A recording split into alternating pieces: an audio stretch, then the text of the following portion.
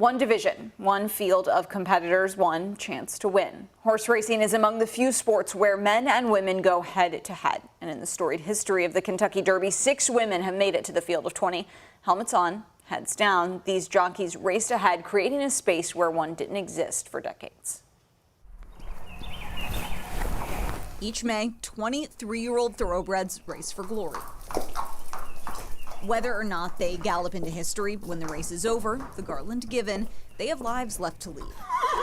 That is where Rosie Napravnik comes in. And the horses are not really retired then, in a way, you know? They're just retired from racing, yeah. There's so much life, like they live into their, late 20s, 30s, so there's a lot of life left. Napravnik's off-track sports horses trains retired racehorses for new jobs like dressage, show jumping, barrel racing. What inspires me so much is like when they come off the track and they know nothing but traffic life, and then they're just so open to whatever it is you throw at them. Off-track is essentially a second act for retired racehorses. And it's actually a second act for Napravnik herself. Oh, hi, Mama.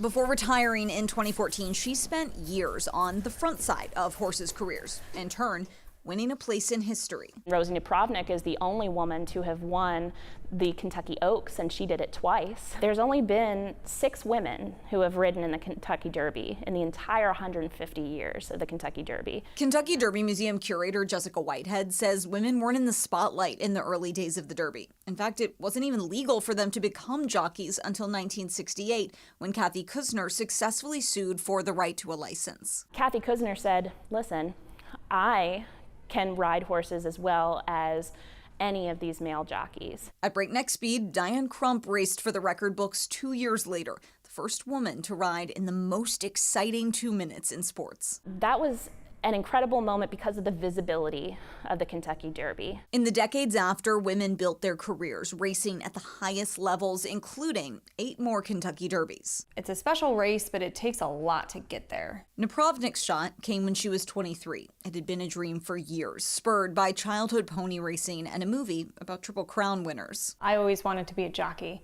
and I didn't see the difference between men and women when I was 7. No one would have known there was a woman in the field when she rode her very first race under trainer Dickie Small. I rode under AR so that nobody would know that I was girl when I was first coming about. Napravnik won that race, and then won again and again, taking her all the way to the 2011, 2013, and 2014 Derbies. Being able to see the grandstand from the racetrack point of view, there's only so many people that even get to see that view, and it's really outrageous. It's very cool. In 2012, Napravnik became the first woman to win the Kentucky Oaks, streaking past jockey John Velasquez, riding Believe You Can. Turning for home, nose and nose with Johnny on the favorite, and knowing that I was going to beat him was one of the best moments of my life. Napravnik feels she got a fair shot and earned her place as a rider, gender notwithstanding. Some of her early predecessors, though, faced vocal opposition. There were Derby-winning jockeys who were saying in national publications, your spaghetti's burning, get back in the kitchen, to these women. But with the right to ride secured, those early female jockeys charted a path for future generations. Still, there's been no woman to win the Kentucky Derby, and a lot of that has to do with opportunities.